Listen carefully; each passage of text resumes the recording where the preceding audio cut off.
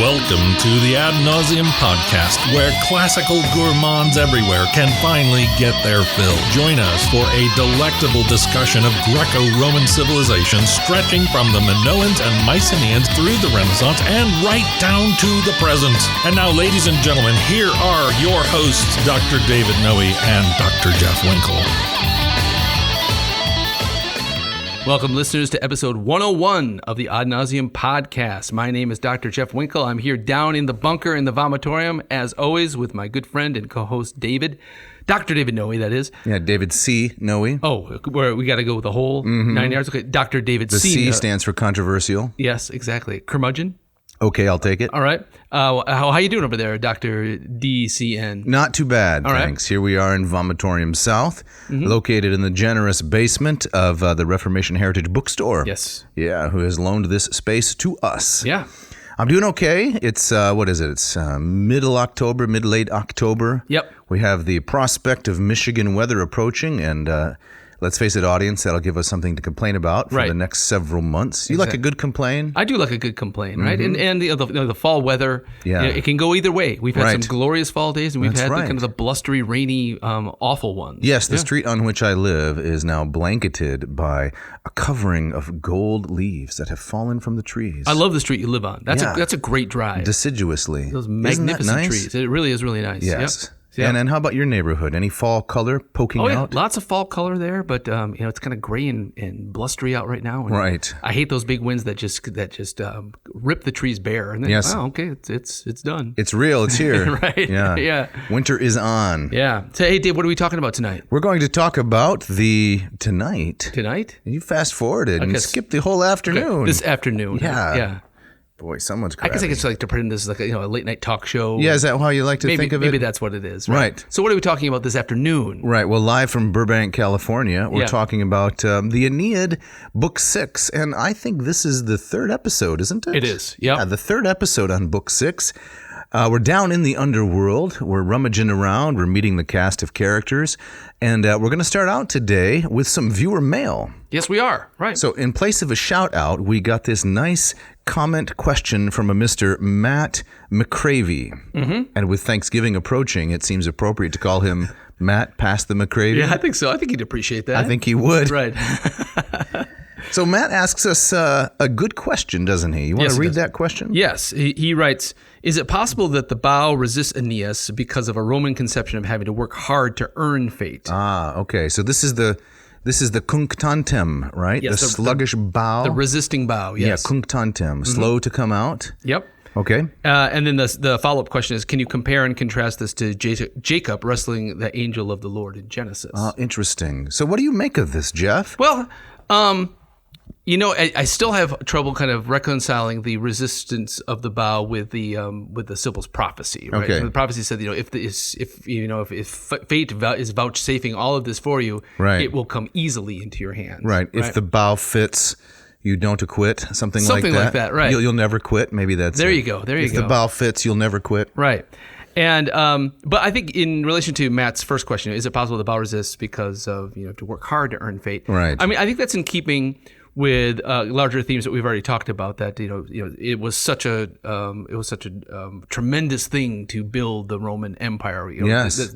Everything kind of yeah. comes as a cost, right? Tantae mollis erat. It Yeah. was of such a great task, conde Romanum gentem. Right, Yeah. and that the whole thing is soaked in blood as well. It's born in battle. Trail of tears. Right, and Virgil is upfront about, I think, the cost of that. So maybe I would say that the resisting bow is reminding his audience that yes, Aeneas is fated to do this, but it's not going to be a cakewalk, right?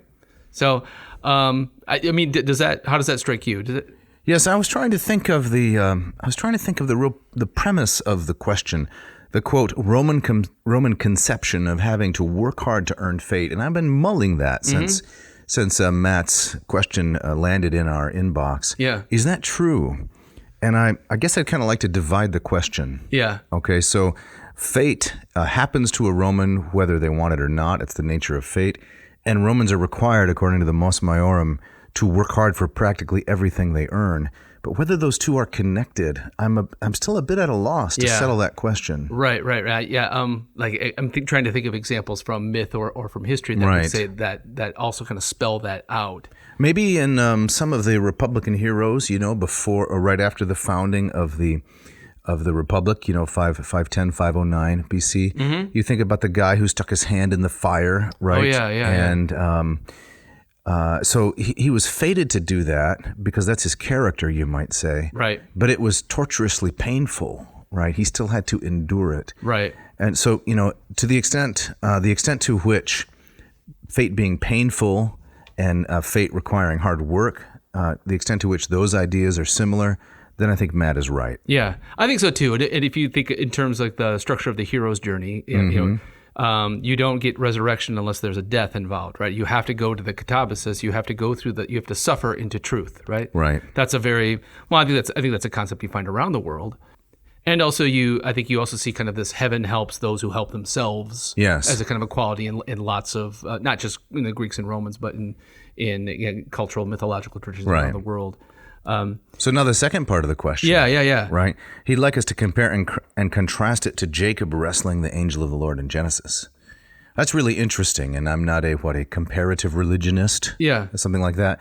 But in that story, Jacob is, he's heading back, if I'm not mistaken, he's heading back to meet up with Esau. Mm-hmm. And he's afraid that Esau is going to wreak havoc on him because, he's stolen the blessing. Correct. Right. Jacob was a scoundrel, right? He who grasps the heel. He was a trickster and a deceiver. Yep. And the angel of the Lord appears to him and they wrestle all night and he clings to him for a blessing, right? Clinging for a blessing. And eventually it's given, but it comes with the cost of the dislocation of his hip. Right. Right. And this is taken to be a theophany, that is an Old Testament appearance of Christ in a pre-incarnate form, right? That's how he could wrestle with him, and it'd be called the angel of the Lord rather than just your, garden variety angel. Right. If there is such a thing. Yeah. I don't know. So is it similar? So Jacob would be our Aeneas in this, correct. in this comparison. Yeah, right? and the struggle would be, pulling the bow and the bow resisting and wrestling with the angel of the Lord. I can only give a general principle that I think is valid when looking at these stories, and then McCravey and company can decide if there's any value in what I'm saying. Okay.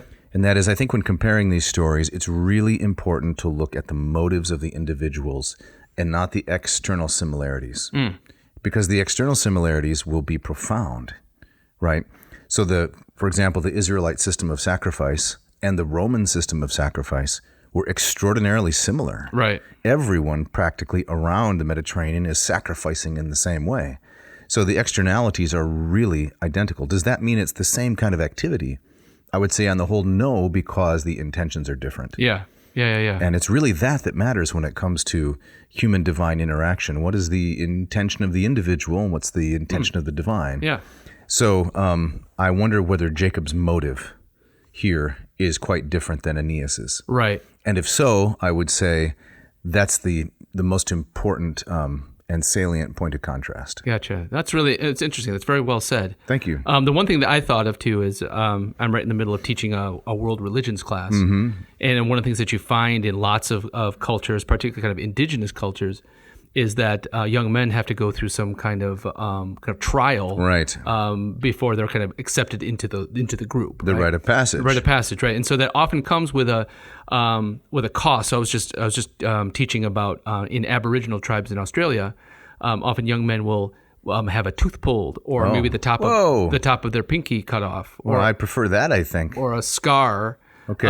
It has to cost them something physically, before they can move on. And so that reminded me, Jacob having his hip dislocated, right, is that he meets the God, right. He goes through this trial, but he there forever kind of carries a scar, or a permanent reminder of that, right, of that moment. And in Genesis, it's also used as a story to explain. I mean, I take it as fully historical, but as a story to explain why the Jews don't eat that certain part of the hip. Oh, right. On some animals, because it's been proven sacred because of their ancestor. Yeah. Their founder. So it's an etiology. Correct. Yeah. So what was Jacob's motive? I think Jacob's motive was to get himself out of a tight spot, and his character has undergone a solid reform. Right. What was Aeneas's motive? Well, I mean, there too. I think if you kind of telescope out from Jacob, you could say, okay, Jacob goes through this, yes, to further a kind of a destiny for the Hebrew people, Right. what will become Israel. Right. But that's not his motive here. In the moment. Aeneas, No, it's much more personal and individual. Yes, Aeneas is trying to fulfill a fate. I mean, that's been front loaded, countless times up to this That's point. right. I guess that's why he seems like I'm going to say this now. It's been your theme throughout the Aeneid. He seems a less sympathetic character. Yeah. He's kind of following, the playbook. Here's the manual for, getting into the underworld. Right. Checking the boxes. Yeah, exactly. No surprise Right. kind of thing. And that it makes, I think that, Jacob, by contrast, is a much more kind of three-dimensional Absolutely. character, right? Yeah. And the motives are so much more intensely personal. Yeah, and complicated. Yeah. They overlap. Is he trying to get?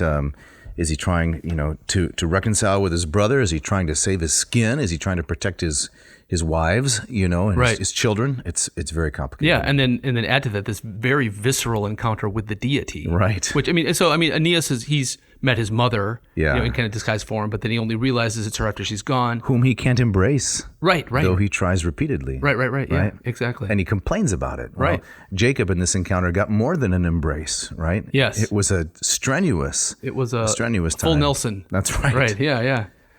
So you got an opening quote for us, I do. Jeff. I chose this. This is going to take us in a little bit of a different direction. I chose it really just. I thought it was kind of fun and in some ways kind of goofy too. Probably something that our audience will love. Well, we'll see. Tell me when it's time to lodge a complaint. Okay. Because I got one. Okay, I think, in my opinion, the quote kind of falls apart halfway through. All right. I'll wait for that moment, and then I'll release a large guffaw. All right. So this comes from an article called "Are you a Tolkien guy?" That's the nature of the complaint. So it's too early for the guffaw. Okay. It's Moria. Is it Moria or I don't know. People Moria? say Moria. Right. Okay. And what's that guy? Is it Rhys Davies who plays like Gimli? Yeah, he plays 8 characters in the Tolkien world. Right. But he's most famously the dwarf. Moria, something like that. Moria, right? Yeah, Scottish. So Moria and Hades: Underworld Journeys in Tolkien and Virgil. And this is by one James Obertino. James Obertino. This appeared about 30 years ago, 1993. Was that 30 years ago? I don't even want to think about it. Comparative Literature Studies, if you want to go look it up. Okay. So I found this just kind of searching around. I thought, maybe our audience would find kind of a comparison between Tolkien and Virgil interesting. Yeah, you're going to be able to read this with a straight face? I can. I think the first part makes some fairly kind of generic but interesting observations. But watch the second half. All right. So the quote goes like this. While Gandalf corresponds to the Sibyl, for he guides Frodo through Moria and provides the means necessary to enter the underworld, he also resembles Anchises, who bids Aeneas enter Hades so that he, quote, shall learn where your home is to be and your people's destiny. Similarly, Gandalf suggests the dark and secret way of Moria. Anchises tells Aeneas that he must bypass the damned of Tartarus, and Gandalf correspondingly prohibits drinking the deep water of Moria, as well as advising to always to choose the path on the right. How necessary Gandalf's prohibitions and advice are for Frodo is seen in his initial response of warmth and hunger on entering Moria. Essentially the reactions of a baby on returning to its mother. Okay, watch out. All right, here we go. Okay. All right. The comfort of darkness Frodo initially finds in Moria suggests that he is once again in danger of surrendering to the, wait for it, charm of Uraboric incest. Uraboric incest? Yes, as he did in Slumbering by Old Man Willow and on the Barrow Downs. Uraboric. I had to look that up. Yeah. It's from the Ouroboros, like the snake eating its own tail. So the self-deleting incest. I still have no idea what he's talking about. Come on, Obertino. Right. Let me finish up the quote. The light from Gandalf's staff and Frodo's mithril coat, even though it is covered by cloth, suggests the light of consciousness necessary to assure the ego remains intact throughout catabasis. So it kind of jumps off a Jungian cliff He here. certainly does. Yeah, right. Yeah. So because Frodo's ego is weaker than Aeneas's, it is assailed by stronger forces in the depths and thus needs more protection. Okay. Yeah. Okay. I'm a little bit lost. Right. So Frodo's ego is weaker than Aeneas. Is that just a way of saying Frodo has less self-confidence and less, personal and patriotic pride? I think so. And I think that's also that, Aeneas is serving a foregone fate, right? Yeah. He has kind of this reassurances from the gods at all times. And Frodo is, he's timid, right? Yes. He doesn't fully understand what he's getting into. No. So I think part of what Tolkien is saying is that, remember, Frodo volunteers to take the ring. Right. And Gandalf recognizes it's best in the hands of a hobbit because hobbits are innocent. Yeah, they're very naive about the ways of the world. But also kind of inherently more moral. Less likely to be corrupted by the lust for power. Exactly. So what do you make of it, Jeff, when Obertino goes Ouroboros? That last part is gobbledygook to me. Okay. I thought the first part where he's comparing Gandalf to the Sibyl as the guy. Yes. I mean, it's kind of classic Campbell territory. Yeah. You have the mentor. And also comparing him to Anchises. Gandalf is the old man. Yeah. See, but Gandalf is a powerful hero in the stories. Right. Yeah. And Anchises is just I know. I find that comparison a little not persuasive. But I mean, they're both catabases, right? It's in Moria where Gandalf, he has his death and resurrection, right? With he does the Balrog. The Balrog at the bridge at Khazad-dûm. Yeah. So you're a Tolkien guy, aren't you? It's been years since I've read the trilogy, but I loved it growing up. Okay. Yeah, exactly. All right. So I think there's a broad comparison between Aeneas going into the underworld and Frodo going into the mines of Moria. But there's nothing really earth-shattering about that comparison. And then the Jungian stuff about the mother and the incest and the consciousness. And the coat is the gleaming of consciousness? I don't know. That's that goes a little too far for me. Yeah. But you don't want the complaint? Lodge the complaint? What's the complaint? I promised to lodge a complaint earlier, please. Yeah, lodge it. The bigger the laugh, the harder guffaw, as they say. The complaint was... I don't like it when people only know Tolkien and they want me to talk about Tolkien endlessly and they don't know about any other kind of literature, right? Right. I'm just born at the wrong time. Yeah, right? I suppose. Everybody takes Tolkien as the pinnacle of literary excellence. Okay, he's pretty good for the 20th century, but what about everything that came before? You wouldn't say that Tolkien is the Virgil of our times? No way. Not even close. I wouldn't say he's the Propertius of our times or the Tibullus of our times. Tibullus? Yeah. I'd rank him down there with Tibullus. Wow. Okay. Yeah. It's not bad for 20th century, but come on. So you're kind of irritated by the amount of clout. Undeserved attention he gets. Right. People try to, I'm just going off. Yeah, here you go. Yeah, okay. So people try to, make themselves look literary by quoting Tolkien. Mm-hmm. Come on. Right. No, I think you're throwing some shade here. I am. But I think you're throwing shade at really the stuff that kind of happened after Tolkien. I mean, Tolkien himself, I'm sure he knew his Virgil. Oh, he did. Right, and he knew all of these medieval legends and such. Right. I mean, he was steeped in the stuff. Right. Right. So I think we can't fault Tolkien. No, I'm not faulting him. Right. No, but it's like with Lewis. The best stuff Lewis wrote was not the Chronicles of Narnia. Agreed. It's when he's talking about literature. Right. Then he's actually quite astute and has some wonderful insights. Mm-hmm. Yeah. Oh, well. Calm me down, Winkle. Okay. Calm me down. Shall we leave it there? Shall we move on? Let's move on. All right. So we got to get back into Virgil's underworld here, right? And so as we were talking about the Roman underworld compared to, say, Odyssey Book 11, it's a much more organized place. That's right. You liken it to a department store. Yeah.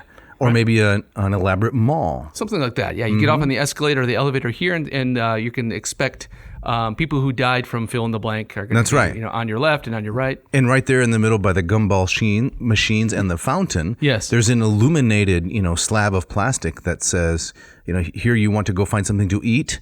Well, that's in 7A, the food court. Here you want to find women's apparel. That's in 13B and so forth. Exactly. Right. So when we last left this, Aeneas he's crossed the river Styx. Charon took him across. He left a treat for Cerberus. Right. And now he's starting to see the different locations for the different the hierarchy of the dead. Mm-hmm. And so he sees a place where infants who died, kind of before their time, a place where people took their own life. And so these places where people have kind of they've died not according to their fate. Correct. They've kind of taken fate into their own hands as they get their own field, as it were.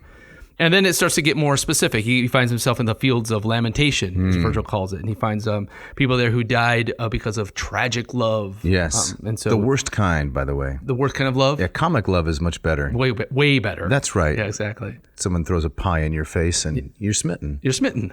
That's how it happened for me. Yeah, I'm sure. So who are the people? Who are the ladies? You got Phaedra, you got Procris, you got Euryphile, you got Pasiphae. Evadne. Right. And then this is all set up, of course, because who does he see there? He sees Dido. He glimpses her at a distance. Mm-hmm.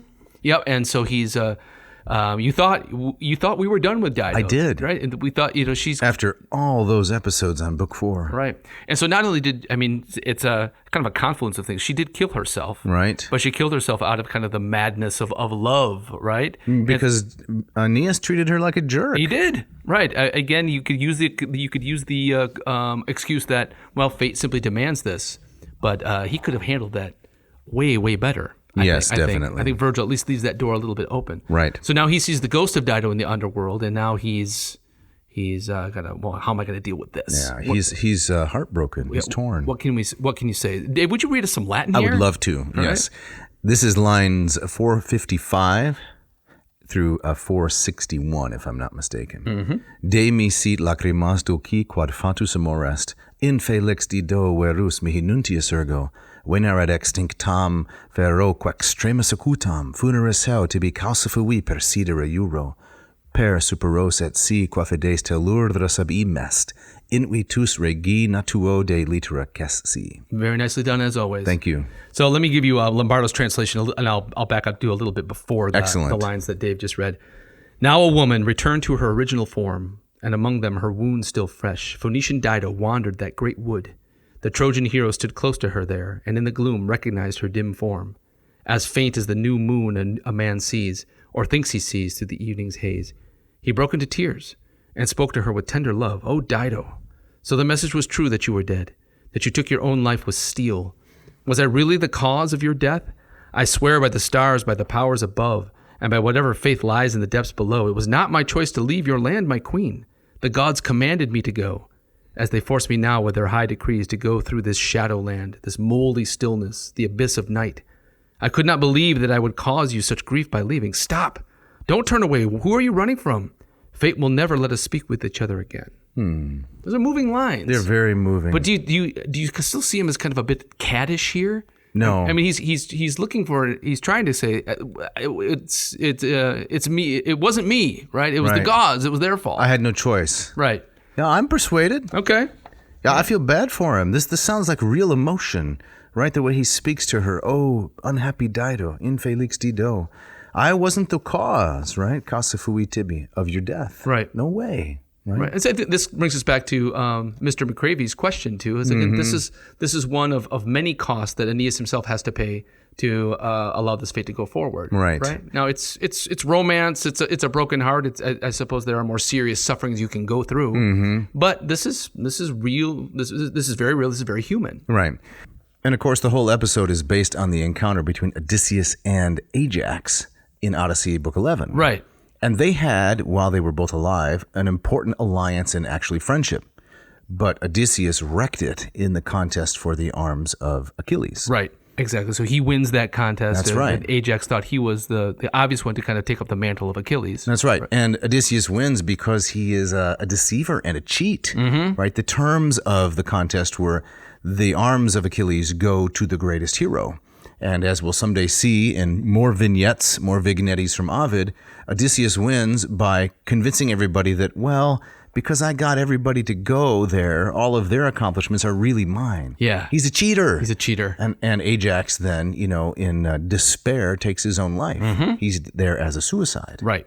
And he also gives like Dido here, gives Odysseus the cold shoulder. That's correct. Won't speak to him. Right. So here's Virgil's great originality, I would say, and the important aesthetic principle is if you want to do something great, model someone who's great, but then do it a little bit differently in an important way. Yeah. So it's not a broken friendship, it's a broken romance. Right. It's not two male characters, it's a male and female character. Right. Yeah. It is. Yeah. It brilliant. So it reminds me of, I was just telling you on our drive over here about how in class, we just got finishing watching Oh Brother, Where Art Thou? Yes, the Coen brothers. The Coen brothers, which would make a great topic for an episode one day. And I think that's a great example of taking kind of source material and then tweaking it in a wonderful new kind of way. And unexpected. Yep. Yes. Yep. So I'm going to read a little bit here from our good friend Brooks Otis. Yes. Virgil, A Study in Civilized Poetry, which I still claim is the best book written on Virgil in the 20th century. It's been kind of our Sybil throughout this, this approach, yeah. So this is from page 295, discussing the Odyssey and Aeneid. This passage, referring to what we're talking about, this passage assuredly compresses much in very little space. Its great importance for the book and for the poem as a whole is its revelation of the irrevocability of the past. Here Aeneas sees both what he had done and did not yet realize, and what he cannot undo. His attempt at explanation, at reconciliation, is rejected, and rejected in a manner that is far more cutting than any of Dido's tirades in the fourth book. Yeah, agreed. She indeed does not so much reject as ignore Aeneas. She has in effect reverted to her past life with Sychaeus and deliberately put Aeneas out of her consciousness. But this very act, especially her rock-like silence, is of course also an expression of irreconcilable hatred, the hatred into which her wounded love has now turned. She is far beyond the possibility of being moved by Aeneas's tears or sympathy.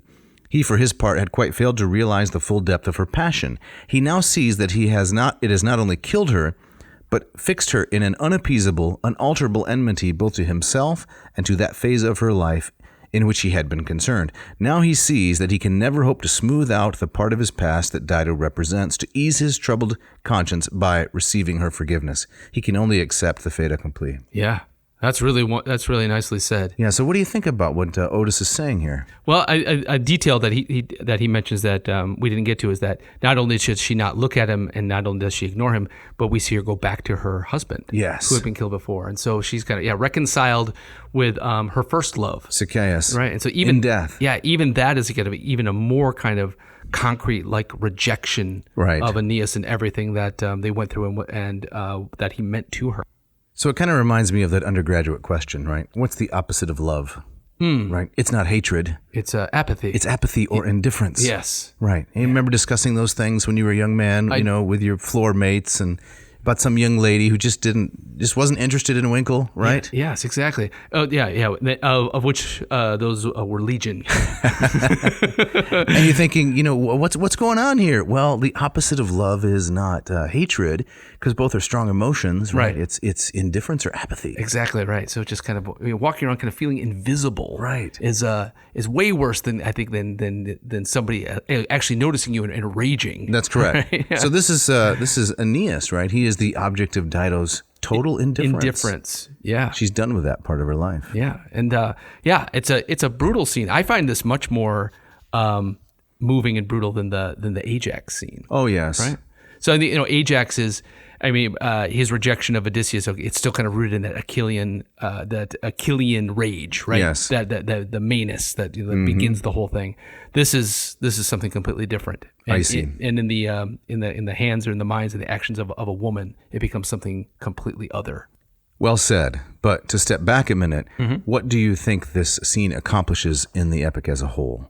Why is it placed here? The thing that jumps out at me is like we talked about at the beginning of the episode. It's another example of kind of fate saying, or the god saying to Aeneas, is that you have this magnificent thing in front of you, but it is going to cost you. It is going to hurt, right? And so Aeneas is, again, he's torn between perhaps what he wants and wishes, what he longs for as an individual human being, as a man, and what fate demands of him. Right. And fate is constantly saying, your individual wants and desires don't matter. Keep moving. What do you see here? That's the same thing. Okay. I think that is spot on, as people like to say. Yes. As though they were British. Spot on. Right. You don't like it when people say that, do you? Well, no, because you're not British. When they used to say, keep calm and carry on. Yeah. Also nice, but don't pretend like it's original. You're just ripping someone else off. Okay, so that's a second complaint lodged today, I believe. Well, there's a lot more to be lodged, let me tell you.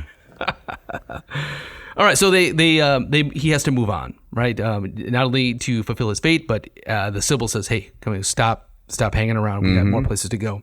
And so they arrive then at the what Virgil calls the farthest fields. And now this is an area that's reserved for pretty good heroes, okay, but not the best of the best. We're not there yet. The pretty good heroes like Hawkman. What is with Hawkman? I don't know. Or is it, or Hawkeye? Is that who you're talking about? The guy I'm talking about Hawkman. There's a Hawkman. Yeah, DC guy. He's got wings. He's a Hawkman. Okay. Not to be confused with the Falcon, who's a Marvel guy.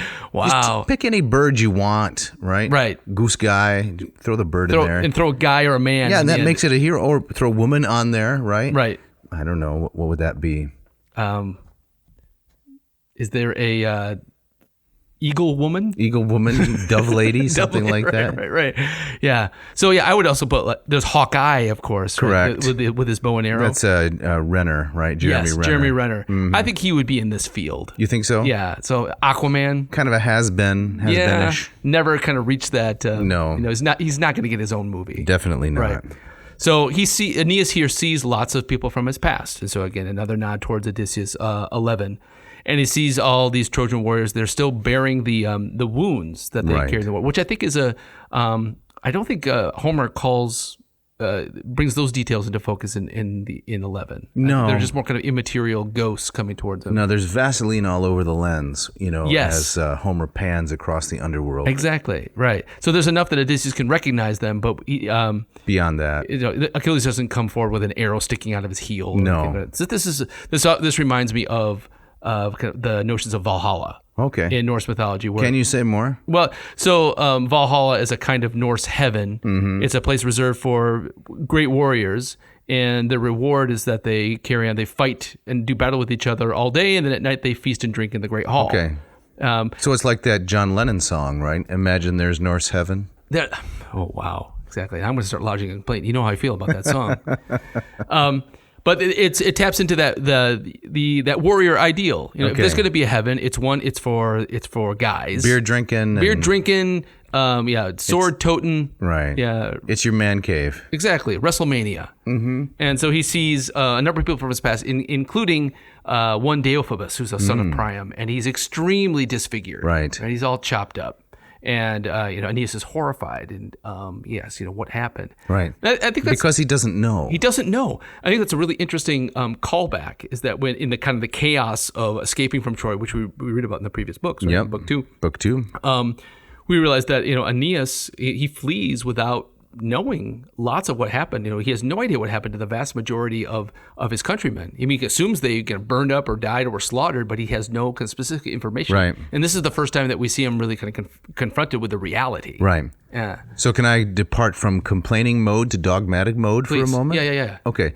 So it's common for Christians to say, well, we'll know that in the next life. Yes. Yeah, we'll figure that out in the next life. Right. And of course, I don't think there's really any basis for that. There's no sense that in the next life we will be omniscient and everything that we want to know about the world will suddenly be revealed. Yeah. I don't think that's just true. Nevertheless, there are many things about our loved ones and friends that we're curious about.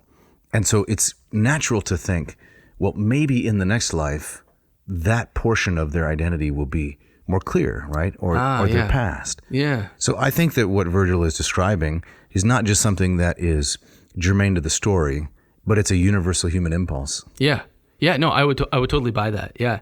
And I think that's why I find Aeneas' encounter with Deiphobus here a lot more human than what Odysseus goes through. Yes. Odysseus, it's one of these people come forward and he kind of interviews them. It's more clinical, I think, with maybe kind of his encounter with Agamemnon being an exception, or Achilles. Right. But this one is that Aeneas is he's shocked by what he sees, right? And he's learning what happened to these people that were very close to him not that long ago. No. Yeah. No, within a matter of maybe a year, probably. Right. Since he's left Troy, about that amount of time. Yeah. Yeah. And so Aeneas asks him, what happened to you? Yeah. And Deiphobus says? He says, it was Helen did this to me, right? And so, she says that she misled the Trojan women.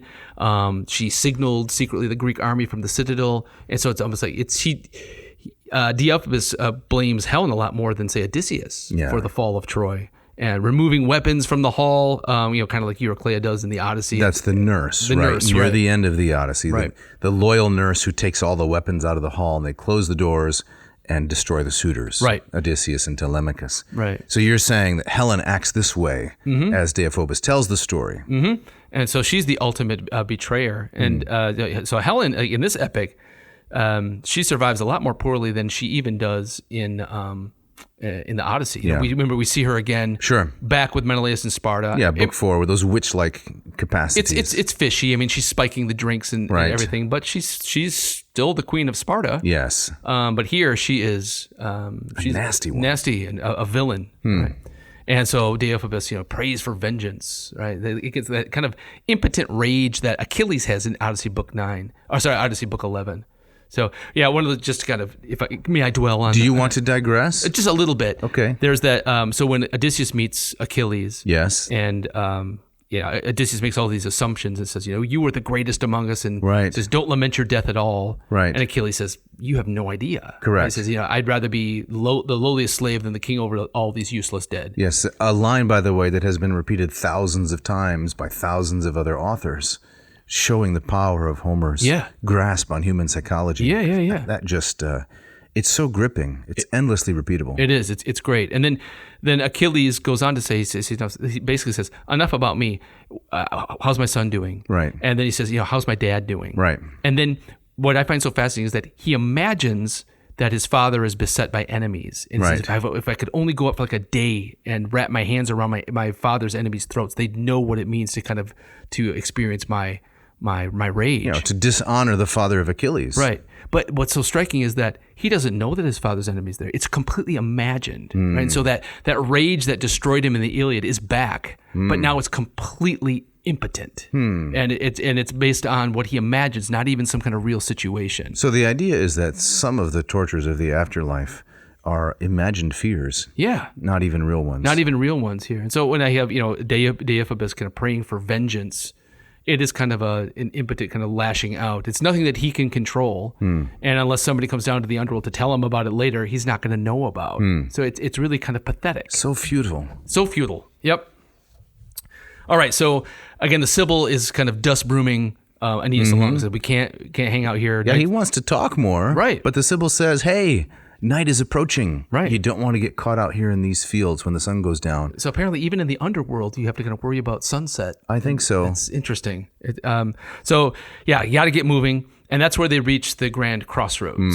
And this is where we get, again, a very detailed kind of much more kind of a hell and a heaven in the Roman underworld than we tend to get in Homer. In Homer. Homer has kind of there's a place of suffering, but it's much more, like you said, the Vaseline on the lens kind of thing. And here I'd like to go Wing Kellyan for a moment. Please. The crossroads is a liminal space. It is. Which way are you going to turn? Right. And Oh, wait a minute. This is my shtick. Okay, please go. Okay. Yeah. You've been liminal for the previous 99 episodes. True. Let me go liminal for a moment. All right, go for it. You come to the crossroads. Which way are you going to turn? You're going to turn to your right, to the west, and end up in San Francisco?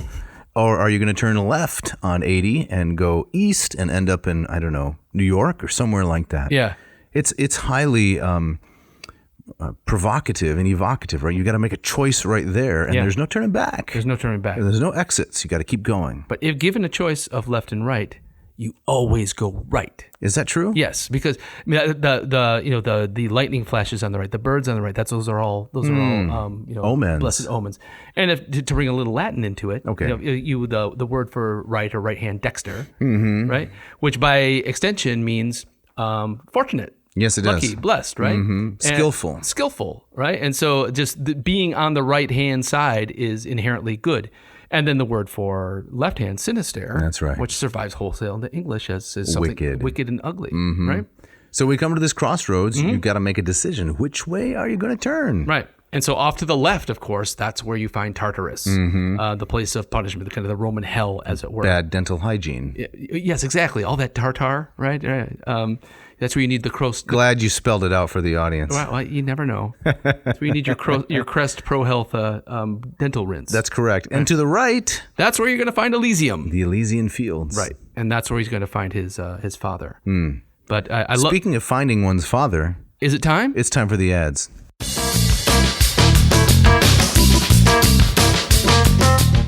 This episode of Ad Nauseam is brought to you by Ratio Coffee. Jeff, Ratio Coffee out there in Portland, Oregon. Mark Helweg, the entrepreneur. That's him. Not schlepping the mass-produced coffee to the folks. What is he bringing? He brings these high-quality machines, the Ratio 8 and the Ratio 6.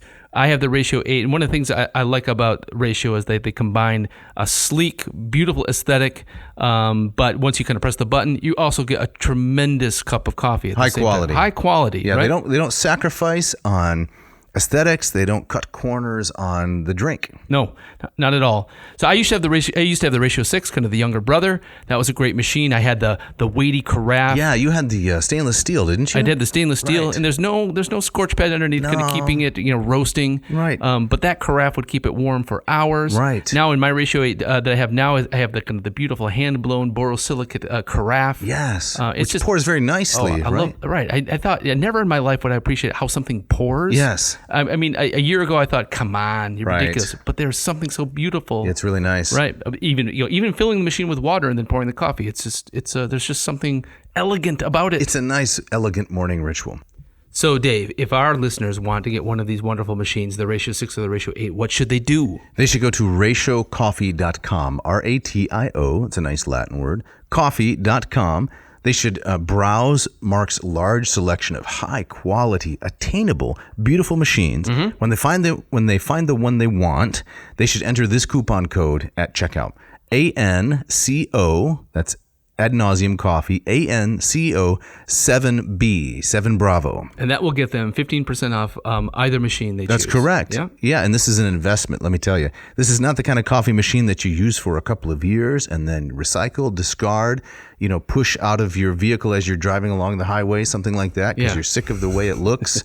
This is something that you keep on your countertop long term because it's beautiful. And maybe even pass it down to your children. That's right. It's highly functional. Check it out. This episode of Ad Nauseam is also brought to you by Hackett Publishing. I love these guys. They've been with us since the very beginning. Yeah, going on 2 years now. 2 years, and they've been with us. They believed in us when we were nothing. No, just a couple of snot-nosed upstarts. Yeah, scrubs. Yeah, Right. who didn't know. Pod from a cast. There you go. That's what I'm trying to say. So they have offices in Cambridge, Massachusetts, as well as Indianapolis, Indiana. Correct. And they're celebrating their 50th year of That's right. business. And So whether you're in the Eastern time zone or the Central time zone, they got you covered. boom, right there. They have a tremendous selection. That's one of the things I love about Hackett Publishing. They have so many different translations of classical works, but from all of the kind of corners of the university Yes. and disciplines. That's right. You're going to find East something. Asian studies, South American studies, Islamic studies. Yeah, you name it. It's great. And you don't like the covers. We don't need to talk about that. Love the covers. Okay. The covers, yeah, the artwork is usually beautiful and clever. But they're overpriced and really expensive, Not right? at all, Dave. One of the things come on. my students love about this in an era where textbook prices are ridiculous, are criminal. That's right. You have Hackett Publishing offering affordable but high quality translations and academic works. We've been quoting from Lombardo extensively. Yes. There's also the Len Krisak rhymed edition Yep. of, rhyming edition of the Aeneid. We've got Lombardo for the Iliad and the Odyssey. Ovid, we have the Ambrose translation and the Lombardo translation, plus Plato, their new Aristotle series, their Greek historians. They have everything. They have everything. So do yourself a favor. Go to hackettpublishing.com. That's HACKETT publishing.com. Browse through their wide, extensive catalog and find something you like. And Dave, when they find something they like, what should they do? They should buy it. Oh, yes, but there's more to it than that, right? They should buy it and read it. Well, you can buy it, but you can enter this coupon code. Oh, right. The coupon code. And the coupon code is AN2022. I thought you were asking me what the coupon code was. No, well, you weren't answering. So I had It's AN2022. Yes, and that will get them two wonderful things: 20% off your entire order, and Free shipping. you cannot beat that deal. Check it out.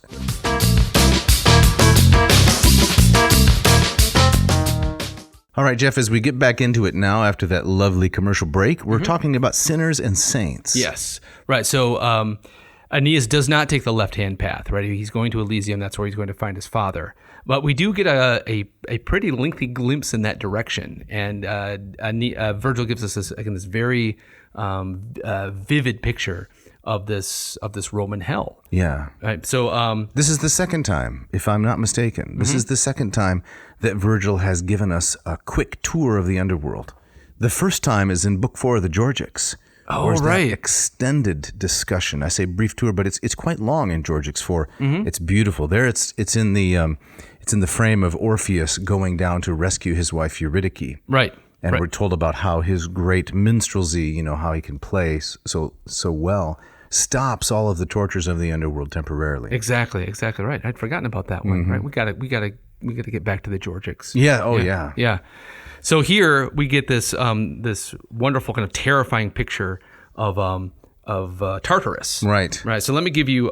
Well, do we see the triple walled tower? All right. So yeah, we see this triple walled iron tower surrounded by circling flames. It's a hellscape. We hear of Tisiphone, the avenging fury. Yeah. Do we want to do a callback to the beginning of this episode? In fact, with the Tolkien quotes. Well, this one this is just something that I heard. Okay. And I was kind of looking for kind of proof of this detail, but I remember hearing that Tolkien borrowed the imagery from this scene for the Dark Tower, for Barad-dûr in Mordor, which is of course the hellscape of Tolkien's world. Right.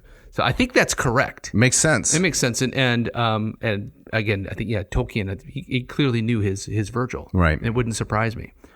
Right. So Dave, you want to read a little Latin here? I would. Yeah. I'd love to. So this begins at 548. So we have respect Aeneas subitet sub rupa sinistra monia lata videt triplici circum data muro. Quae rapidus flamisam bitor rentibus omnis, Tartarus phlegathon torquet quesenontia saxa, portat versin gain salido quadamanta columnae, visut nulla virumno nipsex scinere bello, caeli calai valeant stat ferdreaturis et audras, ad audras, Tisiphone quesidens pala suc cincta cruenta. And the last line, vestibule exomnis servat noctesque diesque. Very nice. That nice internal rhyme there, noctesque diesque. Right, yeah, exactly. Someday you're going to have to teach me how to do those R's. I've never been able to do that. Oh, it took me a long time. You know this story? No. It took me 15 years to learn how to trill an R. Really? I still can't do it as well as, your average 8-year-old child. But Yeah. it took a lot of practice to even be able to do that. Did you have guidance, or was it just trial and error? Trial and error. Well, it was error and error and error and error more than anything. Gotcha. It's nicely done. Thanks. Your hard work paid off. Thank you. So and one of the things that strikes me in this description is that, so in Odyssey, at the end of Odyssey Book 11, we do get kind of a glimpse. Odysseus sees some of the famous sufferers. There's Tantalus and Sisyphus and Ixion and the like. But here in the Roman hell, now it's kind of surrounded by walls. And now there's somebody in charge. It's Tisiphone, this avenging fury, who's kind of overseeing this. So it's organized. It's a more organized hell. Yeah. Lombardo's translation of the lines you just read, and plus a little bit more. Aeneas suddenly looked back and saw, under a cliff to the left, a great fortification surrounded by a triple wall and encircled by a river of fire, Phlegathon, that rolled thunderous rocks in its current. The gate was flanked by adamantine columns that could not be destroyed by any force, human or divine. High on a tower of iron, Tisiphone sat, draped in a bloody pall, sleeplessly watching the portal night and day. Groans, the crack of the lash, iron clanking, and dragging chains grated on the ear. Stunned by the noise, Aeneas froze in his tracks. What evil is here, priestess? What forms of torture? What lamentation rising on the air? Ah, that's grim. Isn't that grim? Yeah, it's frightening. Right. Tisiphone is one of the Furies, right? Yes. Sitting there with a bloodless pall, right? On a, what does it say? Draped in a bloody pall, sleeplessly watching the portal night and day. Not unlike the unblinking eye of Sauron. Exactly. Right. Yeah.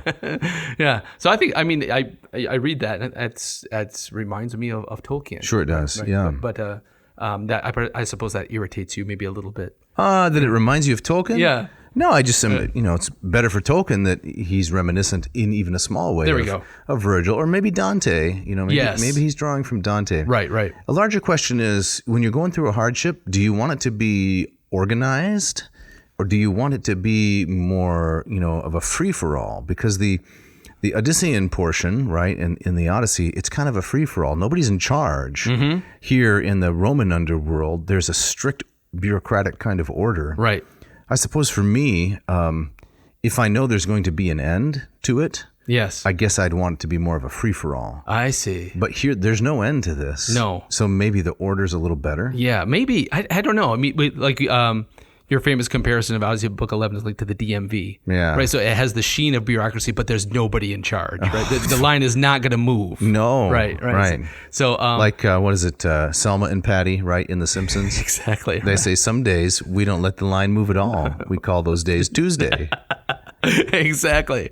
Right. So would you be rather faced with something like that, or here where Tisiphone is kind of saying, you're in this room, you're in that room? I guess I'd like it with Tisiphone because, to add to the pain and the torture, the sense of surprise would just be too much. Yeah. To know what's coming, even if it's terrible, maybe a little better than to be endlessly surprised. I see. So, like, it reminds me of that's the Cassandra predicament, right? She can see her own bloody death coming. Is that better or worse than having kind of it surprising you? I know what the Stoics would say. What would they say? Well, one of the famous Stoics, Chrysippus, he said that being sick and suffering is no threat whatsoever to virtue. This is recorded in Cicero's De Natura Deorum. And so if you know that you're going to get sick, go ahead and find a way to infect yourself. Just to get it over with. Because you can still be virtuous when you're sick. Right. No amount of nose blowing and cough drops is going to stop you from being virtuous. So just go ahead and infect yourself. Interesting. Not persuasive. No, I wouldn't go down that path. No. Yeah, right. So we get, like in Odyssey 11, we get kind of a list of a lot of famous sinners and their particularly gruesome punishments. Virgil goes into a lot more detail than Homer does. What I find it interesting is not so much the sinners, but the sins that they commit, and a lot of them are betrayal between family members. You have patrons who have cheated clients. You have people that have been traitors to the fatherland, and it all comes back to kind of that Roman notion of pietas. Yes. Right, and so to deceive, to cheat, to betray your family. Yeah, that's the worst. That's the worst. Right, and as opposed to maybe a Greek would say the worst is a son killing the father. Yeah. Or some event in which your own arete isn't conspicuously displayed. Right. You've got to have your arete right out front. People have to see that you're the greatest. That's the real insult. Right. And so here in the Roman hell, the sins have to you've betrayed the group. There's a much more kind of collective concern. Right. So what does the Sibyl urge Aeneas to do? He said, and she says, "Come on, keep moving." So I find that Aeneas, he's dumbstruck at all of these spots, and all he wants to do, he can't look away, right? Or he wants to talk more. And the Sibyl turns to him and says, "No, listen, you came down here for a reason. Do it." Right. So do you think that this is Virgil's way of trying to put us in the place of Aeneas? So we are, Aeneas, we're seeing the whole underworld through his eyes. Yeah. And we want to stop and gawk and figure out and think about who these persons are and why they're here and so forth. Yeah. And so, we're living through Aeneas, and Virgil is kind of the Sibyl saying, no, we got to keep going. Yep. We got to get on with the story. Exactly right. So I think, Aeneas asks these questions that, we might ask if we were saying, like, what is that over there? What's going on? Right. Why is that happening? What happened to you? Right. And Virgil kind of teases us by giving us partial answers, but then keeping us moving through over the map. So they reach the doors of Elysium. Okay. Kind of the last stop on the trail.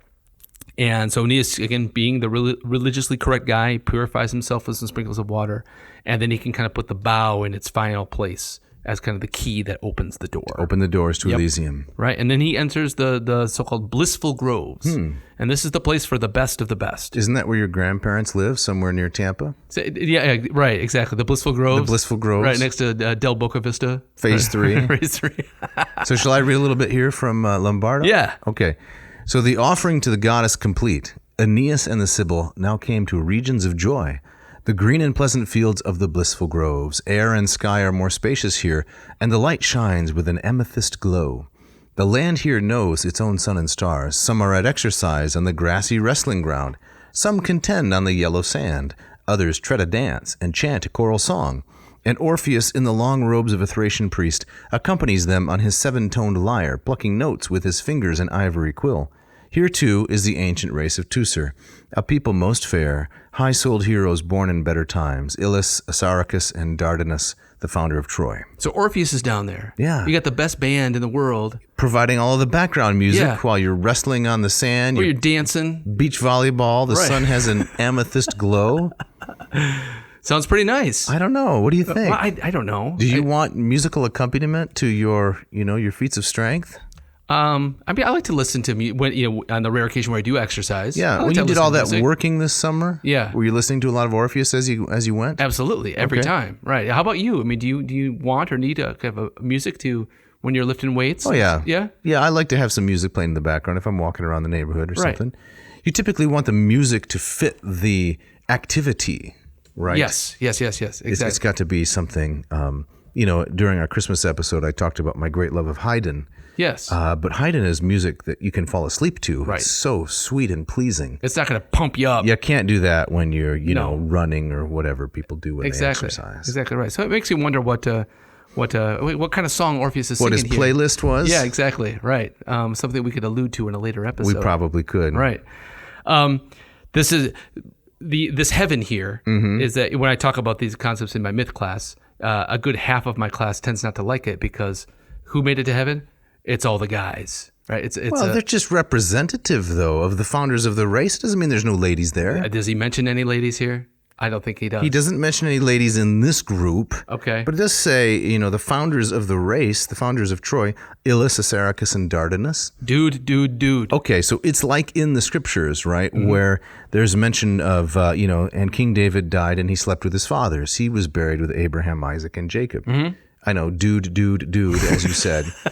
Representatives of the whole people. Okay. Isn't that okay? Well, I think that's okay. I'm just not sure if that's what's implied here. I think in some ways Virgil is kind of returning us to a kind of a Hesiodic golden age where the original members of the human race were exclusively male. No, I don't buy that. You don't buy, and then Pandora is the first female, and she's the one who gums up the works, right?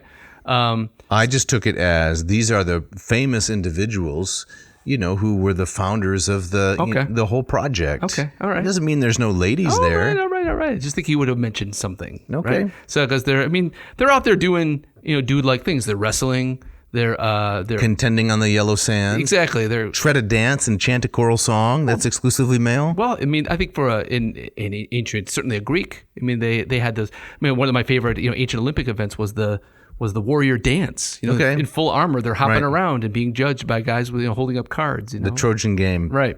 Well, and then notice that Orpheus has an ivory pick, right? Yeah, plucking notes with his fingers and his ivory quill on his lyre. So you're a guitarist. Do you have an ivory pick? I do not have an ivory pick. In fact, probably because elephant ivory is banned. Well, maybe that's it. And you wouldn't want to admit on the air to thousands of people that you are, wicked. And they're just simply not available at Guitar Center. Okay. Right. I prefer not to use a pick. Oh, really? Yes.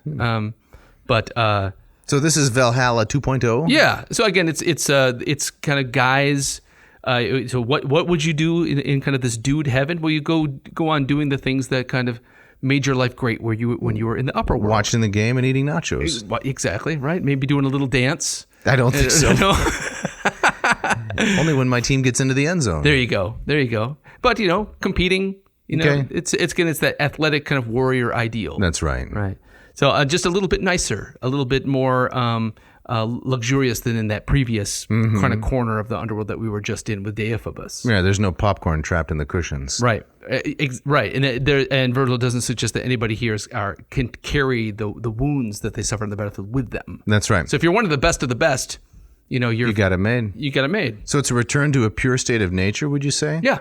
So there's somebody says, I forget that I think maybe even Chryses himself says that the souls live there. They have no fixed homes, right? Nature just, the natural world just kind of provides what you need. Right. And that, again, that's a return to that kind of Hesiodic golden age, is that civilization is a kind of a necessary evil. Okay. Right? Tools, walls, buildings are there because of, the fall. Okay. But now here where you don't need it. You can sleep on the ground and everything's perfect. And then he meets his dad, right? He does. He finds him out there reviewing souls yet to be born. Does he have a clipboard and a big stack of papers and a really cheap pen? Yeah, he's kind of calling people, to get in order, and he's kind of checking them off one by one. Okay. Right. And I was a little worried about this with you because it takes on the semblance of a parade. Okay. I know how you feel. Do you know how I hate parades? Yes, we've talked about this. It's odd, too, because you know what the Latin word for parade is? What is it? It's pompa. Pompa. Yeah, which gives us the English word pompous. Right. So you'd think that someone like me would like parades. Yeah, but it's not the case. No. Right. And so Aeneas, again, he's there. Again, he's, like you said, he's our stand-in. Yeah. He starts asking questions. Who are these people? What's going on there? And Chryses, I think this is really interesting. He explains kind of, you see these souls. These aren't people who died. No, they're yet to be born. That's correct. And so he kind of gives them this notion or this path of reincarnation. Yes, this is called Traducianism. Traducianism, and it's much discussed in St. Augustine. where does the soul come from? Yeah. So there is one view, I think it's credited to the church father Origen, that souls are pre-existent. And then, much on Platonic explanation, they're sent down through the long pneumatic tube and then deposited in the box, of the human body. Because otherwise, if each soul has an individual creation, it occurs at the time of procreation, which gets a little bit unpleasant, right? Because it makes it sound as though human beings can, create a soul. Create souls, yeah. Right. Whenever they decide to procreate. Yeah. Right. And so there was the view that, souls are pre-existent. They walk along the shores of eternity. Maybe they're not conscious or sentient, but then at the right moment, God sends one down the tube and drops them into the human body. Interesting. So that isn't the majority view in the Christian tradition, Traducianism, but it is one view. And Augustine talks about this. He talks about it, at some length. Obviously informed by Virgil, Plato, Origen. Yeah. So Aeneas sees in Chryses kind of reviewing these souls. This is where Aeneas tries to embrace his father 3 times and then 3 times fails. It reminds us of Odysseus and his mother. Correct. In book 11. And why, Jeff, here's a callback, why can't Odysseus hug his mother Anticlea? Because there are no huggable portions. She has no huggable portions. There you go. But then he also notices that he sees other souls drinking from this nearby river. Right. And he goes, what's up with that? Where It's are they Red Bull. going? That's what they're drinking. Is that what it is? Yeah. Red Bull? But it's the river Lethe, the river of forgetfulness. That's right. And then here's where we get kind of this notion of not just new souls being born, but of being reincarnated. Right. So I have been complaining. I've been dogmatic. Yes. Can I go a little pedantic here? Please do, yeah. Okay, so Lethe, forgetfulness, is from the Greek verb lanthano, which means to escape the notice of, right? So Yes. this is the noun form, Lethe. Truth in Greek is aletheia, which means not forgetting. So Plato made great hay out of this, right? What is knowledge? It's actually the not forgetting of something.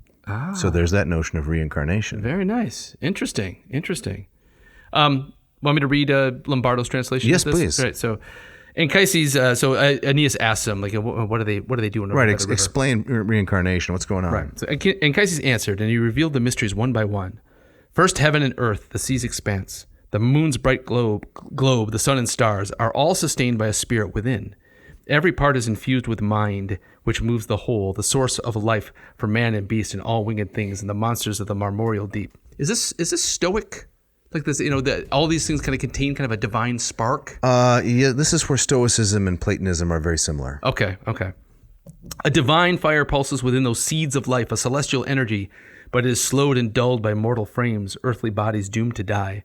And so men fear and desire, sorrow and exult, and shut in the shade of their prison houses, cannot see the sky, nor when the last gleam of life flickers out, are all the ills that flesh is heir to completely uprooted, but many corporeal taints remained, ingrained in the soul in myriad ways, and so we are disciplined and expiate our bygone sins. Some souls are hung, spread to the winds, others are cleansed under the swirling waters or purged by fire. So that's it's like soul laundry here? Yes, exactly right. Some are hung, spread to the winds. Others are cleansed under swirling waters. Right. You take the souls out and launder them? You launder them, right? Some are just kind of stuck in the spin cycle. Can they throw a little what is it called? Febreze into my soul? Right. So I come out smelling better? Freshen it up, right.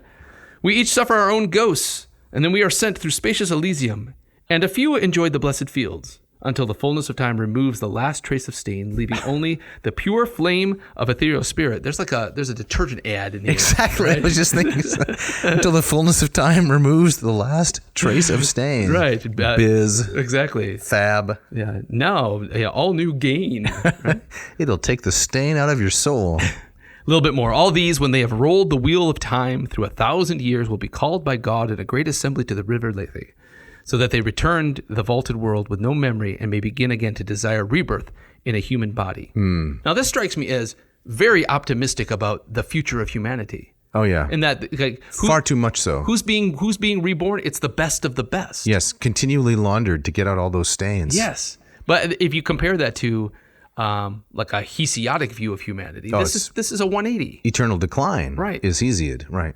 So I'm sure Virgil is trying to paint this in terms of Augustus and the future after Augustus is all going to be bright and shiny and new. Right, but he's also hearkening back to the Platonic idea. He's the without Platonic psychology here of birth and rebirth, like the myth of Myth of right. You can't have any of this. Right. So I think probably Virgil rises above a very temporary political interest to talk about something that he believes is true on the larger scale. So you see you think there's more Plato here than there is. He's kind of serving I think so. He's pleasing his patron. I think so, yeah. All right. You can also find here, the good title for a song, Grass Stains on My Soul. Yeah, I think didn't John Denver write that? It could be. Yeah. Thinking of Sunshine on My Shoulders. Right. Side B was Grass Stains on My Soul. It was. It was never as big a hit. No, it wasn't. But I like it better. Yeah. So I just thought that was really interesting. Kind of that's a very kind of oddly optimistic view of kind of where things are going. But I think it was a new world order. I mean, to true. add something to the Augustan argument, it was a new world order. He was bringing in an age of peace. Right. So maybe there's a little bit of that bleeding into what Virgil's saying. Sure. And then we're getting towards the main event. Yes. Right? So because the whole point of this is for Aeneas to kind of see what all of this is for. Yeah, the Parade of Souls. The Parade of Souls, right. And maybe we should save the Parade of Souls for the next episode? I think because we're up against it, because, Jeff, we're getting right up against it. And Okay. I think someone's trying to get into the vomitorium here. Who is it now? I think it's something like the International Launderers Association. They didn't like what we were saying down here, right? No. Or they were saying, hey, that sounds like some good stuff to steal. That's our stuff, That's right. our stuff, right? All right. Well, we better let him in here. We better. So you're saying that the vomitorium is about to go from studs to suds? Oh, Jeff, that's awful. That's all right. All right, let's forget that ever happened. All right. Before we get out of here, Dave, tell us about the Moss method, would you? Yeah, so if you want to study Greek with me, if you want to go from neophyte to erudite, you can go to Moss Method, MOSS, mossmethod.com, and check out my many free offerings of Greek instruction. And then if you like what you see, you can sign up for the course. It's a great value, $325. Right, it's just the cost of a coffee, practically. Maybe a coffee and a donut. Gets you 40 video lessons. It gets you 40 assignments, 6 quizzes, 2 exams, and weekly office hours. And all attended to you personally. That's correct. Yep. There are no flankies, no flunkies, no lackeys involved. I'm helping you directly learn Greek so that you can read this stuff. Excellent. And if they go to mossmethod.com, there's lots of free stuff if they want to check out, if they're not ready to take that deep dive. Church Fathers, Plato, Sophocles, New Testament, you name it.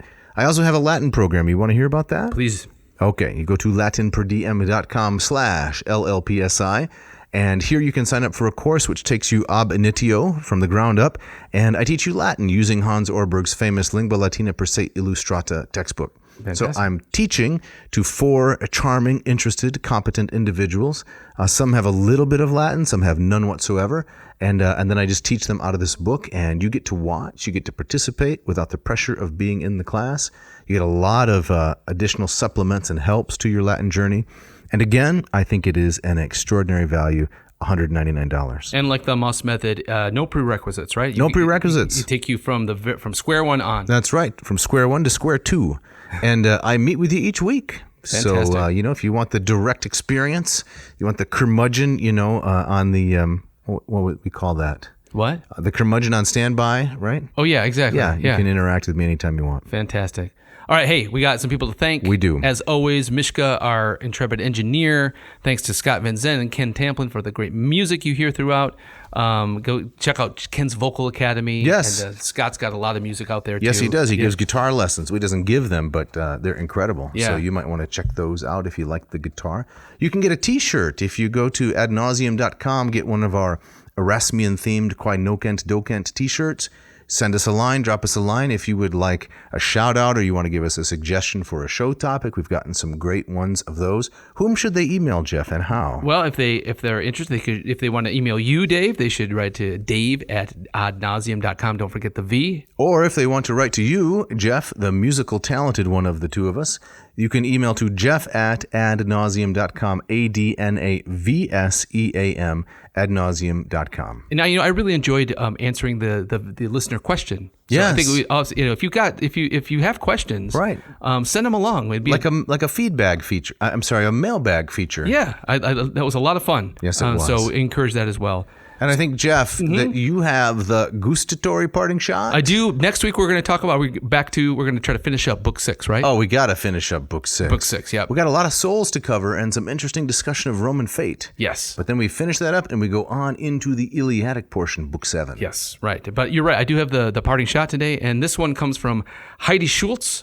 from a book called Hook's Revenge. Yeah, and I think, if I may, Hook's Revenge is a retelling of the Peter Pan story from the perspective of Captain Hook. So it's in keeping with that idea of take a great original and tweak it. It's like with Wicked, the musical. Oh, that's about the Wizard of Oz. From the viewpoint of the Wicked Wizard. Right. So the quote is, Jocelyn's stomach lodged another complaint with the management regarding the length of time since breakfast. I can relate to that. Thanks for listening. Thanks.